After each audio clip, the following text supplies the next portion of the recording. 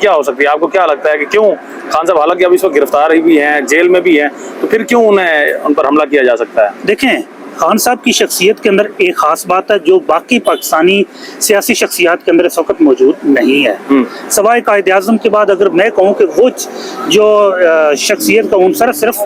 خان صاحب کی شخصیت کے اندر ہے۔ ان کو بارہ یہ کوشش کی کہ کرپٹ اور چور لوگوں کے ساتھ وہ بیٹھیں، ان کے ساتھ نیگوسیشن کریں، لیکن وہ اس بات پہ کبھی بھی نہیں آئے، اور بہت سارے جو فارن پالیسی کے حوالے سے ان کا جو موقف ہے وہ اس پہ ڈٹ کے کھڑے ہیں، اور اس سے عالمی بہت ساری طاقتوں کو بھی تکلیف ہے کہ خان صاحب جس طرح پاکستان ایک جغرافیکل اہم جگہ پہ پوزیشن پہ موجود ہے، اور اس جغرافیکل پوزیشن پہ عالمی طاقتوں کی بھی نظر ہے، اور بہت ساری عالمی طاقتیں یہ چاہتی ہیں کہ پاکستان کی فارن پالیسی ان کے مطابق تشکیل دی جائے، لیکن خان صاحب نے ہمیشہ کہا کہ پاکستان کی فارن پالیسی نیوٹرل ہوگی، اور جب یہ نیوٹرل ہوگی تو بہت سارے جو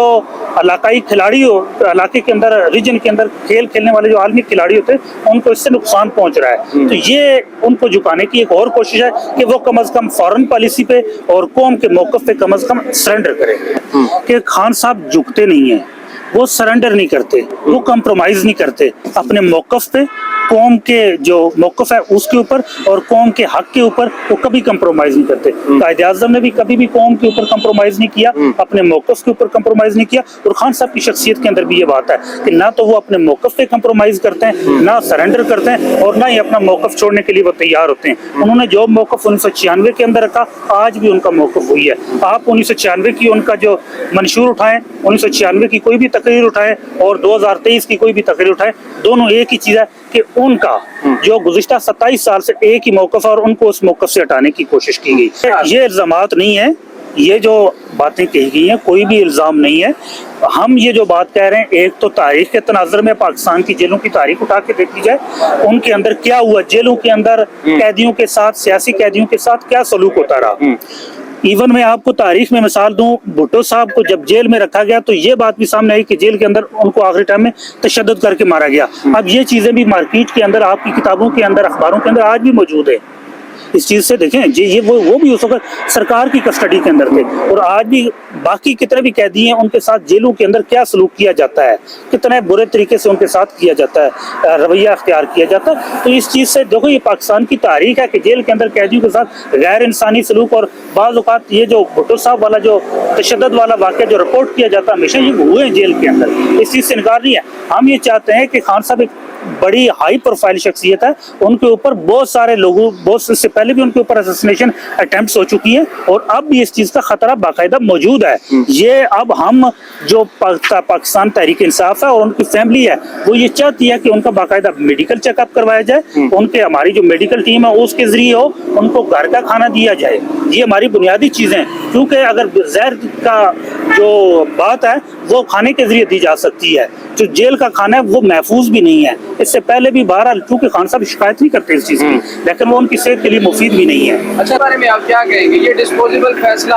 دیکھیں، یہ جو نواز شریف کا جو اسلام آباد ہائی کورٹ سے فیصلہ ہوا، یہ پاکستان کے آئین کے ساتھ، قانون کے ساتھ، جوڈیشل جو عدالتی پروسیجر ہے اس کے ساتھ، جو ضابطہ ہے فوجداری اس کے ساتھ، یہ انتہائی بھونڈا مذاق کیا گیا ہے۔ ایک شخص یہاں موجود نہیں ہے، اٹارنی کے ذریعے بیل فائل کر رہا ہے، اس کو بیل دے دی جاتی ہے۔ ہم نے جب فائل کی ہمیں نہیں دی گئی، خان صاحب زخمی حالت میں آئے۔ یہ نواز شریف کو اب جو فیصلہ ہے میرے خیال سے پاکستان کے نظام انصاف کے ساتھ اور عدلیہ کے نظام کے ساتھ سب سے بڑا مذاق ہوا ہے، اور یہ پروسیجر کا جو عدالتی پروسیجر ہے اس کا قتل ہوا ہے۔ اچھا، آخری سوال ہے، آپ بشرا بی بی کے بھی وکیل ہیں اور کل بھی وہ یہاں پر پیش ہوئی تھی عدالتوں میں، احتساب عدالت میں، سیشن کورٹ میں،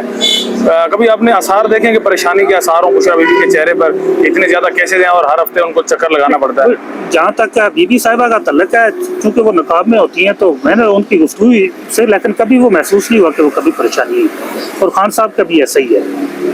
اور وہ جب بھی آتے ہیں انتہائی وہ پر اعتماد طریقے سے آتی ہیں اور پیش ہوتی ہیں، اور میرے خیال سے یہ پاکستان کی تاریخ میں پہلی بار ہے کہ ایک سابق وزیر اعظم کی جب اس کو نہیں جھکایا جا سکا تو اس کی اہلیہ کو، اس کی بہنوں کو، اس کے خاندان کے لوگوں کو بھی عدالتوں کے اندر گھسیٹ لیا گیا، جن کے خلاف کیس ہی کوئی نہیں ہے، جھوٹے کیس قائم کر کے ان کو عدالتوں کے اندر گھسیٹا جا رہا ہے۔ ہم نے جتنا دیکھا ہے وکیلوں نے مشرف صاحب کو بھی گھٹنے ٹیکنے پہ مجبور کیا تھا، پھر آج ایسی کون سی مجبوریاں ہیں کہ آپ لوگ ان عدالتوں میں پیش ہوتے ہیں جن عدالت کے فیصلوں پہ عمل نہیں ہوتا؟ دیکھیں، ریاست جو ہوتی ہے 3 ستون پہ قائم ہوتی ہے، लेजिस्लेचर पे, कानून साज, एग्जीक्यूटिव, इंतजामिया और जुडिशरी। देखें, अगर हम अदालतों के अंदर पेश नहीं होंगे, अदालतों का वक़ार नहीं बरकरार